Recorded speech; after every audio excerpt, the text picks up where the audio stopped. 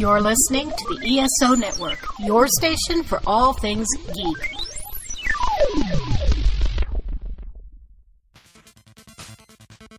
Hey guys! Hi! Check out Rec Level 3. What's that? We're a gaming, geek, nerd culture fandom podcast. Ooh. Wow! And you can find us every Friday at 11:30 a.m. on reclevel3.com. Yay!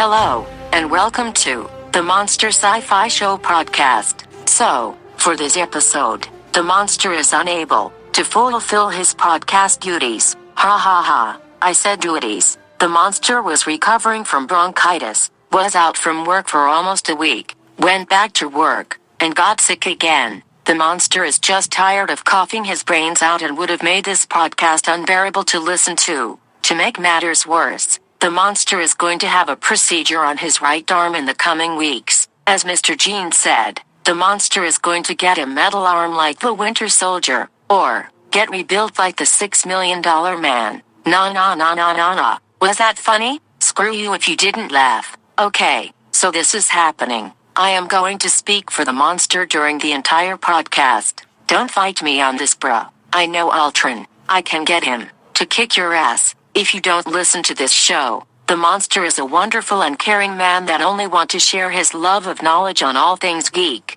Give yourself unto the monster. The monster loves you. The monster is your master. Okay, enough of this third-person crap. For today's podcast, I am going to review Agents of S.H.I.E.L.D. and Gotham season opener episodes, and a documentary on Netflix called Raiders, the greatest fan film ever made. Here is your spoiler alert. Let us begin with Agents of S.H.I.E.L.D. The show is returning for its 4th season. A quick recap from last season. Daisy is on the run and Coulson has been replaced as director of S.H.I.E.L.D. In the opening scene, we had a bunch of bad guys getting away in a Jeep. Something is chasing them, which later we find out is the Ghost Rider. The motorcycle that Ghost Rider is normally known for is replaced by a souped-up black Charger, and it's on fire. In the brief fight between the bad guys and the Rider, Daisy is on the scene. She sees the Rider get one of the surviving bad guys, and lock him in the trunk of his car. The Ghost Rider then flees and so does Daisy when the cops arrive. From there, we see Coulson once more with Mac flying in a Quinjet. They report back to base to get information about the Ghost Rider from Agent May. Coulson is no longer able to go after Daisy according to orders from the new director. We still don't see who this director is, but we know it's Talbot who's in charge. During the brief stay, we do get to see Fitz and Simmons. Later, we see the Ghost Rider, not in human form, interrogating one of the earlier survivors. He threatens him by saying, "If you don't tell me, you can tell it to the other guy," meaning the Ghost Rider. Next, when the Quinjet arrives, we get a scene with Mac and Yo-Yo. She was still being referred as an Inhuman. That crap needs to stop since the Inhuman movie will not be happening anytime soon. Later, we see Yo-Yo meeting up with Daisy on a bus. Is Yo-Yo playing both sides? The two exchange information, and Yo-Yo gives pills to Daisy to help with the pain she has to deal with from her using her Quake abilities. Yada yada yada.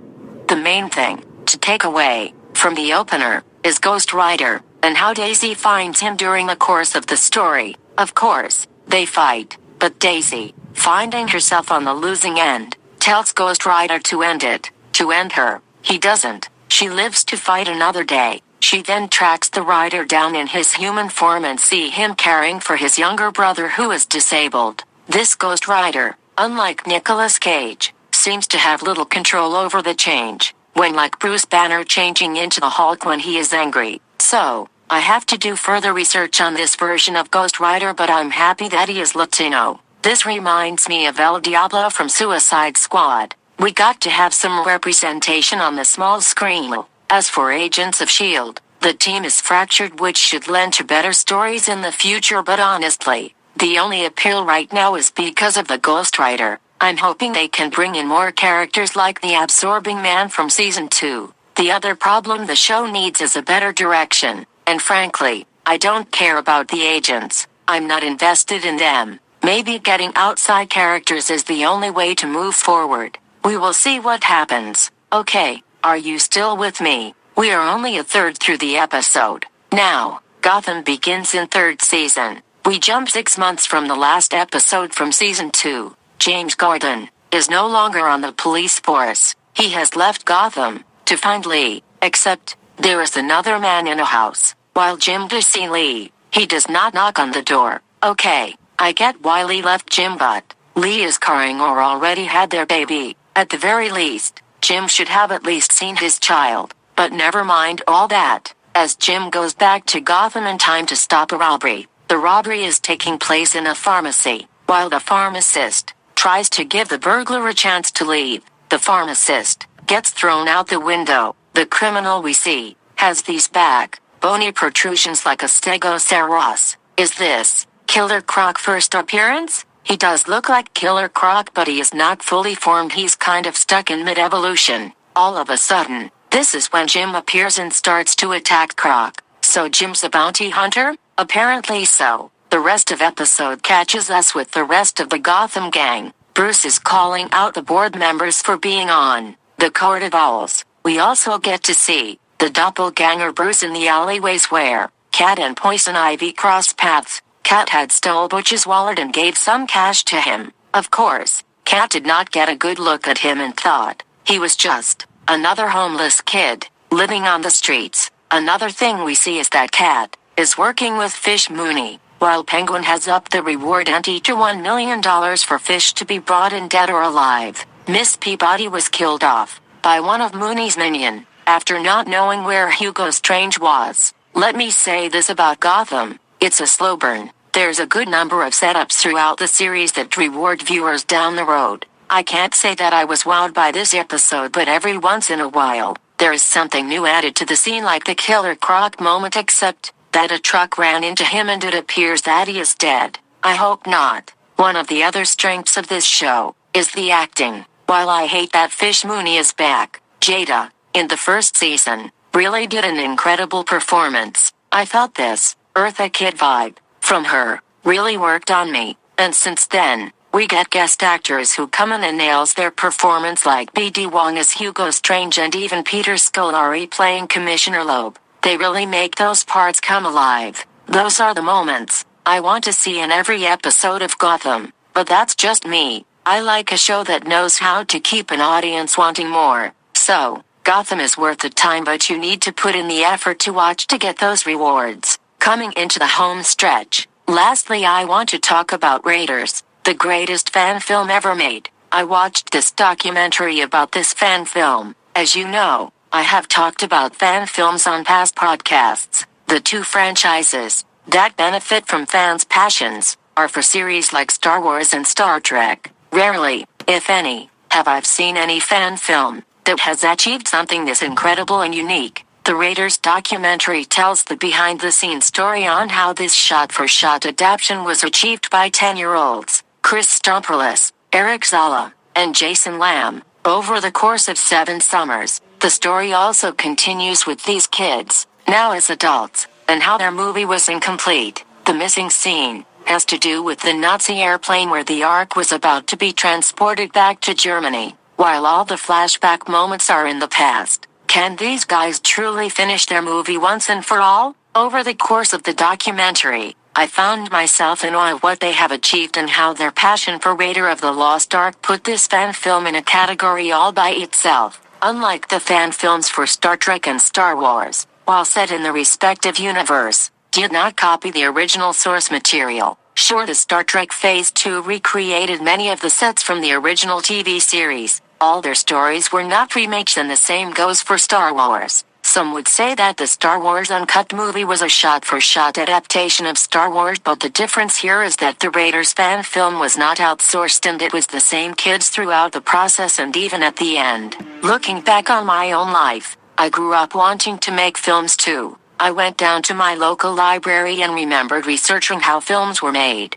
I would jot down notes on the different types of camera movements with my limited artistic renderings. The movie that I was planning on was with a friend growing up. She and I were very much into the same type of horror and sci-fi movies. We planned on making a werewolf movie. Their wolf, that was a young Frankenstein reference, or should I say, Frankenstein. Anywho, she came up with the name of the movie, Lupin. We did a couple of sketches of the werewolves, and the title card, and of course, her art was superior to mine. Still, we never got to make the movie or even make up the story. Watching the Raiders documentary reminded me of those times where anything was possible. This is not to say I am not able to do anything I want to do now, but I am a different person from who I was growing up. I have a family to raise, a marriage that is going on its 19th year, and a career as a librarian. But I did find myself living through the documentary. I found myself crying, seeing their dream fully realized. These were not tears of sadness, but of joy, to finally overcome all the obstacles that are thrown your way and to never give up. From running a full marathon to getting my library position after being laid off, I know that pain all too well. I am not saying that you will get the same emotions like I did watching the Raiders documentary, but if you love the Raiders movie, I implore you, go watch it now. It's on Netflix at the time of recording this podcast. Also, if you want to hear from one of the guys from the movie, go to the Earth Station 1 podcast, episode 330, and Eric Zala being interviewed. There will be a link in the show notes in case you are too lazy to Google it. Okay folks, this podcast is coming to an end. I hope that using the Siri voice to read this podcast to you was not too irritating. As for the future, I may be taking a break for a month for the upcoming procedure, but I can't make any promises. So, as a bonus to you, I am going to have Peter play us music to close out the show. Remember, you can email me at monsterscifishow@gmail.com. Follow me on the various social networks. Thank you for listening to the Monster Sci-Fi Show. Sci-fi, from a certain point of view. Take it away, Peter.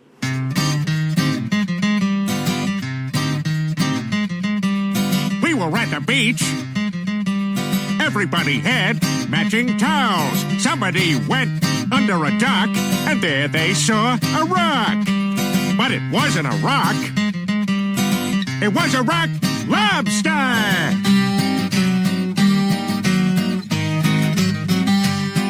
Rock lobster. Rock lobster.